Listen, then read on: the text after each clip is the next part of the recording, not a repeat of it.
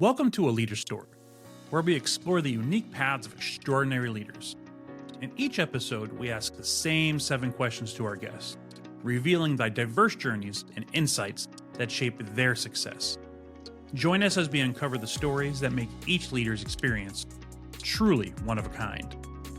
Today, we have the pleasure of speaking to James Trier, a highly skilled IT leader with over 2 decades of experience in cloud infrastructure and IT architecture. Currently serving as a senior staff IT cloud architect at Qualcomm, James has a track record of leading teams in designing, implementing, and managing complex cloud and data center infrastructures. His expertise spans AWS, Azure, and GCP, with a strong focus on automation, observability, and infrastructure as code. Join us as we delve into James' leadership journey and his approach to driving innovation in the tech industry. James, let's get right into it. What is one decision you made that was a turning point for your leadership? Well, thanks for the generous intro, Joe, and thanks for having me on the show. Yeah, I think this question, what I would say is, when I made the decision to really trust my people and practice the art of delegation, that is when my leadership really took a turn. Because I think I call it an art because I come from a pedigree of leadership where I came up through the technical track. So I had a lot of hands-on experience and, in general, I was very confident in my ability to execute some of the objectives and tasks that my team was responsible for. And so, it was a bit of a stretch for me and a challenge for me to release control and to trust my team and to begin delegating. And trusting the results were going to meet my expectations. And so that kind of tossed me into a new realm of leadership where, I had to lead towards expectation and results instead of really being a part, like tangible hands-on, ensuring the results are what my preferences were. So that is where I began to form good skills around how to motivate people, how to draw the best out of people. And then, it's also when I began to see the people I led develop into stronger technical aptitude and other qualities that you want in your people. So as a leader, if I have my hands so tight around everything that's happening, it doesn't give the opportunity for others to do it, and it doesn't demonstrate a persona of trust. And so, yeah, I would say learning, the art of delegation was probably a big turning point for me in my leadership. That's good. I think that's a really good thing to highlight. It from a timeline perspective, in that transition from an IC, an individual contributor, to to that leadership role. How long did it take you to really change that mindset where you weren't digging in and getting on the keyboard because things weren't meeting your expectations? Like, where you kind of just started to find that trust? Yeah, well, my career journey is interesting because I kind of had this ebb and flow of shifting between different roles. So early in my career, very hands-on, very tactical, engineer focused, and then I moved into leadership role, but it was a technical leadership role. I had people under me, but I was still expected to execute. Technically, I had, technical objectives on projects. And so that, although was a leadership role, it was sort of this hybrid. And so that may be where I actually formed some bad habits, to be honest. Right. And then I moved from that back into an IC role. And so there was a lead by influence, matrix leadership, again, back to hands-on technical. And then later in my career, I moved into a full-time leadership role. And that is when I was kind of faced with this reality of, okay, I have very strategic leadership responsibilities and, across the organization, not just have technical influence among my peers, but also across other organizations. And so I didn't have the bandwidth to do both. And so, one might say I was forced into it, but, I think you can still find yourself in this pattern of falling back to what feels safe instead of pushing forward into what feels or what's necessary. And so that was that at that time I made that leap. Fortunately, I was fortunate to have some very skilled folks who worked for me. And ultimately, they began doing things that my technical skills weren't a good fit for anyways. So it was a combination of trusting them and making the leap and kind of being forced into, okay, I have to trust them. So yeah. That's great. That's great. Good insights. Thank you for diving into that, James. Sure. The second question, James, how do you foster innovation and creativity within your teams? Yeah, I really like this question. I think innovation and creativity is what technology is all about. I say that, often tell people when they ask me about my career, I say, well, I probably haven't done the same thing for more than 2 years.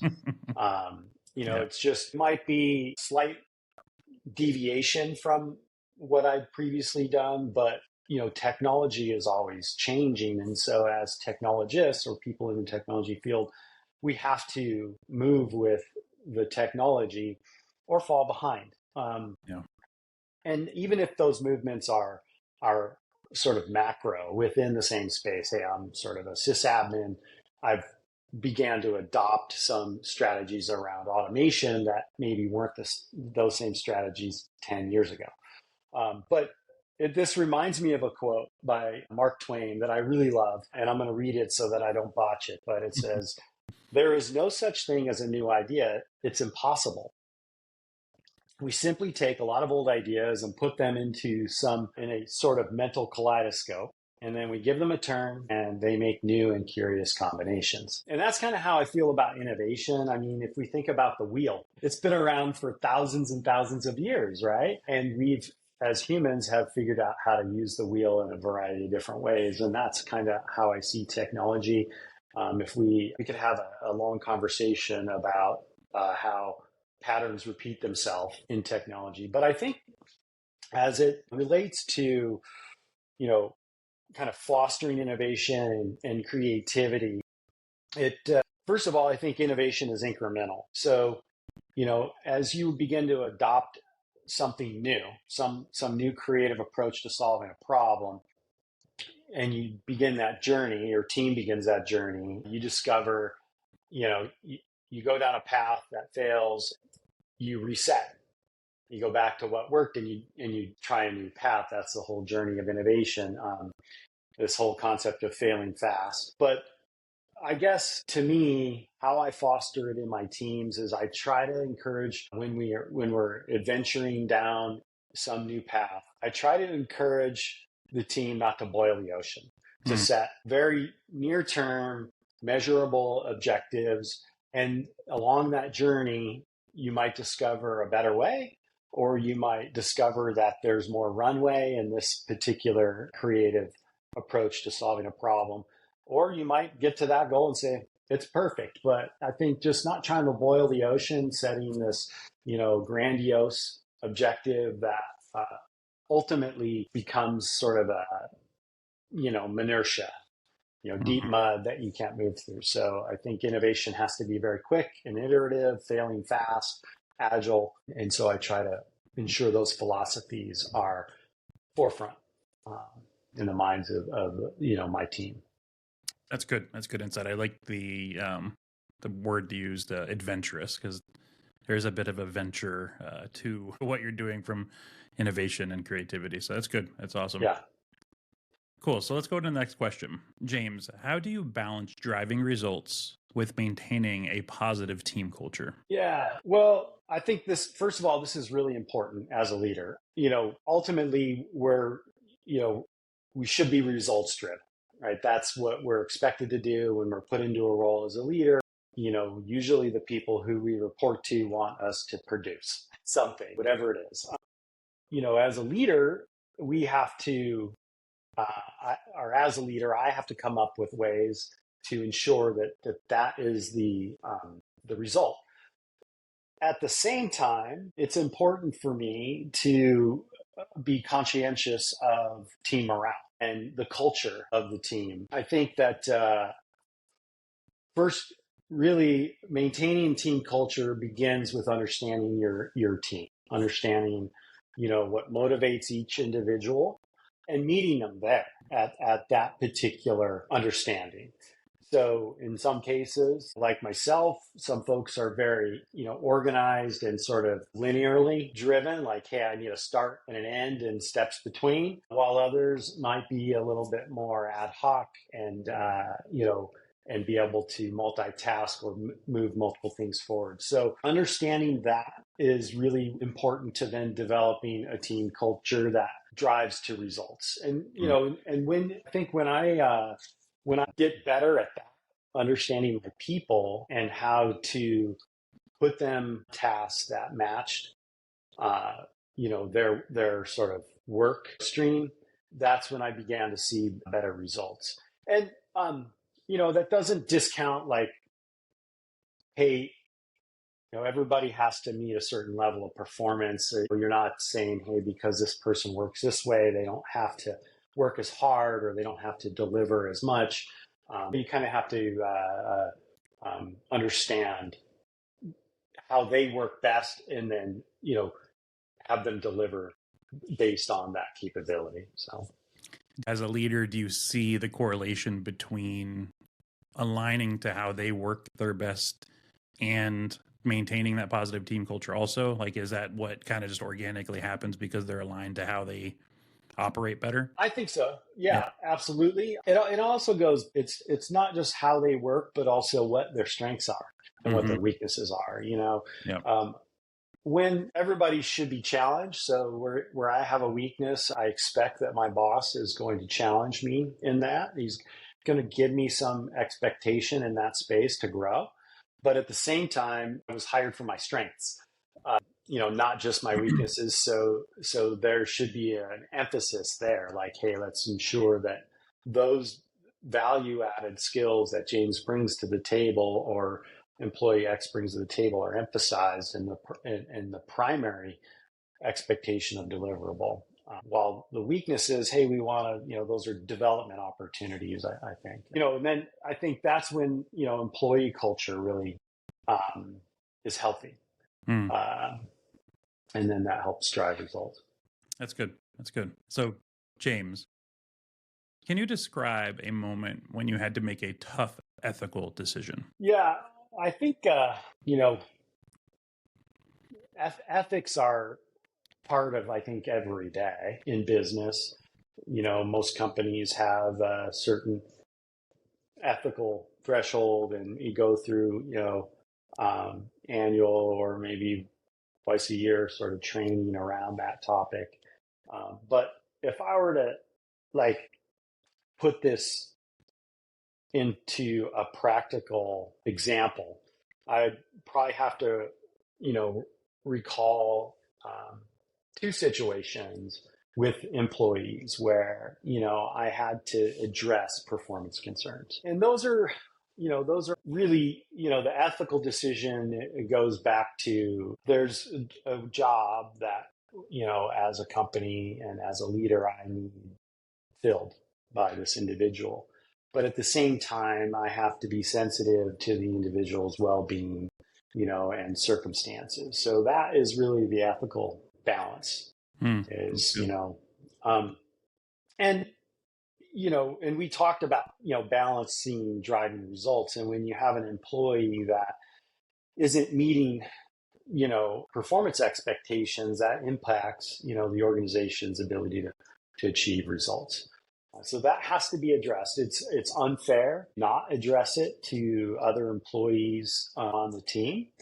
And it's also, I guess awkward as it sounds, unfair to that employee to continue to allow them to, perform below expectation. So back to my two specific circumstances. In one example, this was early in my career, leadership career. I had an individual that, I had to address some performance concerns. We cadence of regular meetings of one-on-ones. It was something that we continually talked about.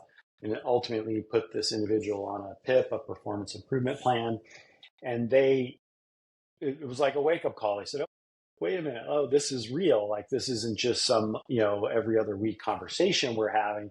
And that individual rose to the occasion, made changes, changed their attitude, changed their performance in delivering on their job, and turned it around. And so that was a positive. The second one was not such a successful result and ended up in terminating the employee. And that was, difficult decision. I can say that, shortly after that happened, probably within 6 months, I did get some messages from that individual who's terminated, and really they said, hey, thanks for being honest with me. And really, it was difficult what happened, but I appreciated it. Kind of woke me up and made me realize that I'm, accountable to my own success, and that I can't ride on the coattails of my peers, and I can't expect my manager to coddle me.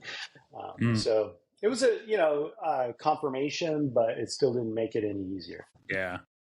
I think that's an interesting one. And I think that leads well into the next question. James, what role does feedback play in your leadership? How do you both give and receive it? Yeah, feedback is important. In my experience, it is difficult to get direct feedback unless you ask for it. There's very few people that are going to approach you and say, hey, I have some feedback for you. It's a unique individual that does that. Now, that being said, I can tell you I've been in work environments where that is actually, it was sort of a culture within the organization. And it was, but that organization was very focused on healthy organization development. So there's a couple of years there where like from the top down, it was a priority. And so there was, sort of this, it wasn't uncommon to get direct feedback from my boss's boss, or even higher up than that, which is nice. Honestly, I appreciate it. Of course, it's nice depending on how it's delivered. But I would say that feedback played a significant role in my leadership development in that time in my career. When I stepped into sort of full-time leadership, that culture really helped me develop as a leader because of that.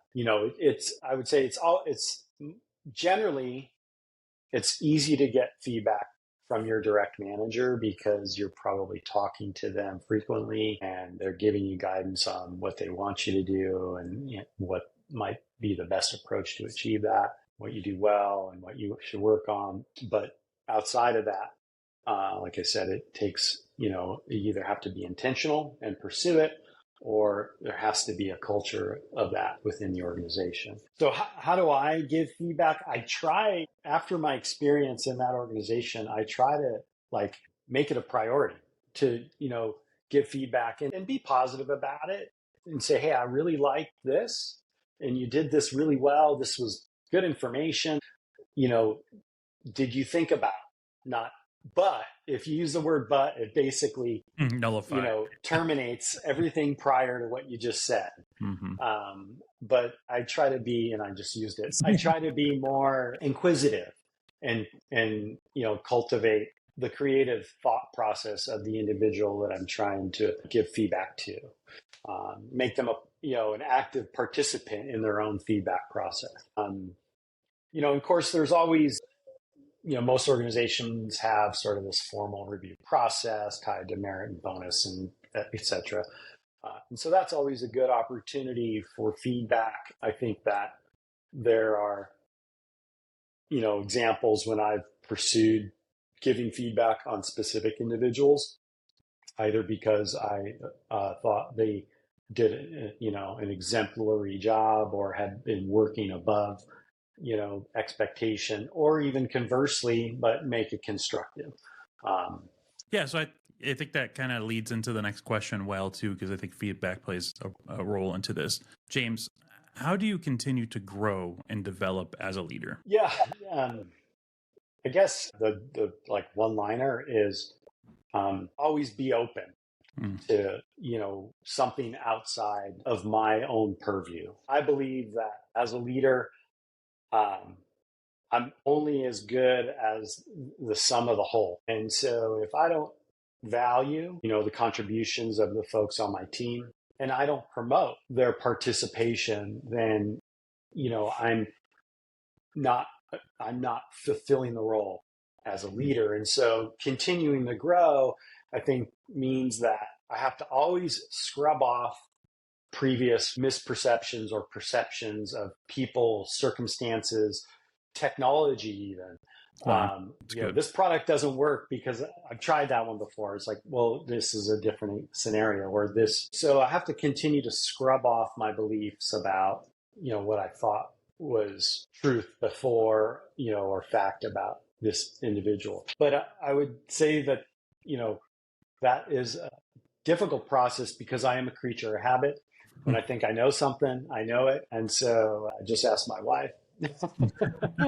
She'll tell you. But I think that really is, how do I continue to grow and develop as a leader is always being, I guess, prepared to change. Prepared to change.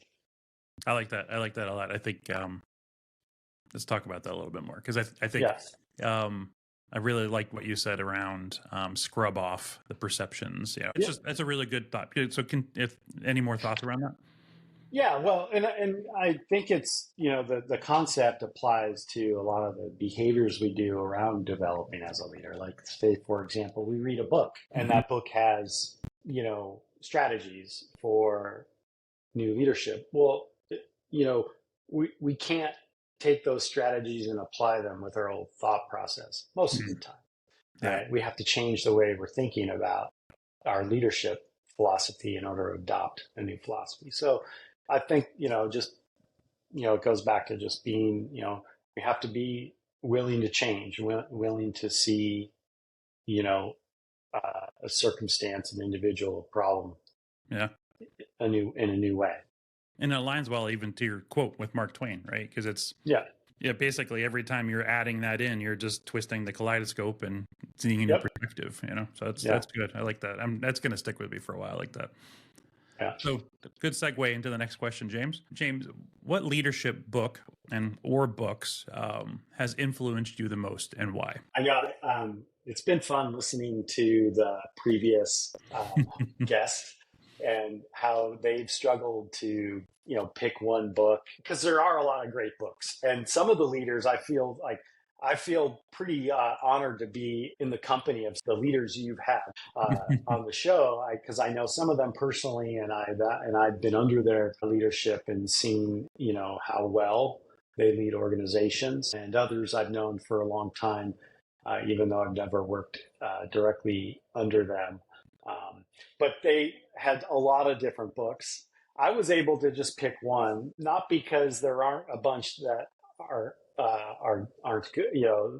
It's just that I felt like this one book really put into words and really put into philosophy what I already kind of believed and tried to practice, but it really sort of, formalized it for me. And it's a book by Patrick Lencioni, and you actually mentioned it on one of the previous sessions. I think it might have been with Matt, but The Ideal Team Player. And it, it talks about this philosophy of, what types of people should you look to hire, and what qualities are important in an employee. And it uses these three categories: hungry, humble, and smart. And, hungry being somebody that's motivated, that takes initiative. Humble is somebody that's teachable, that doesn't believe they know everything, that, it doesn't mean that they aren't intelligent and can do a lot of things on their own, but that they're teachable and they understand that there's lots of information out there and they don't know it all. So hungry, humble, and then smart is like this blend. Of course, in most cases, you're looking for somebody who has the expertise to fulfill a role, but it's emphasizing more on the ability of the individual to sort of read a room, to understand situational events. Sitting in a meeting with the CIO or the CEO, you might not want to, stand up and start pounding on the desk about how emphatic you are on the particular technology. Maybe you do, but somebody that's smart enough to know if that's the right time or not is really what that term just is. emphasizing in my view. And so that helped me because in a couple of my previous leadership roles, I was building teams and I was doing a lot of hiring. In one scenario, we ran a whole program where we were getting college graduates right out of college, and we were, sort of training them in their future career. And, it was a new college grad program. And I forget how many we had come through, but it was probably a dozen, or more between, new college grads and interns. And, in those interviews, you're not going to find somebody that has hands-on expertise with things that you want to achieve, but you can look for hungry, humble, and smart. Yeah. And so that was, I think, a big influence to my leadership at the time. And it actually, reminded me of the qualities that I need to continue to strive to sort of, have in my daily role. And, as a leader, but also now even as an individual contributor, I have to continue to value those qualities. Yeah. So. Yeah, one of the things that I really like about the humble, hungry, and smart, people smart, street smart, however you want to say it, read the room smart, is it gives you language. Like you're talking about. Some people, it's like, oh, they've got it, and you can look at their resume and or they don't have it, but you look at the resume, they have the skills, but it's hard to formulate. It's nice to have the language, for you as you're hiring and even in your team development of here's what an ideal team player looks like. For me, that was that light bulb moment of, oh, I have language now to coach against for myself, for my people. And, and if these are the core metrics, a lot of the other stuff will fall into place, right? If everyone is operating in those humble, hungry, and smart realms. So yeah, no, that's good. That's a good one. I totally aligned to that. Yeah, I heard some good books though from other folks. I've got it's funny because it's the toughest question when people try to nail it down to one, but I think that is a good one to highlight. So James, thank you so much for your time today. I really appreciate you taking this moment and this time to speak your angle on leadership and your perspectives and your unique background. You're very welcome, Joe, and thanks for the invite. Appreciate it. Awesome, thanks. I truly enjoyed having James on A Leader Story this week. His ebbs and flows in his career between individual contributor and leader give him a very unique perspective that can add value to many leader stories. Thank you for joining us on this week's edition of A Leader Story. If you enjoyed the episode, please like and subscribe to help more people discover these inspiring leadership stories. And don't forget to tune in every Tuesday for new episodes. See you next week, and keep writing your own unique leadership story.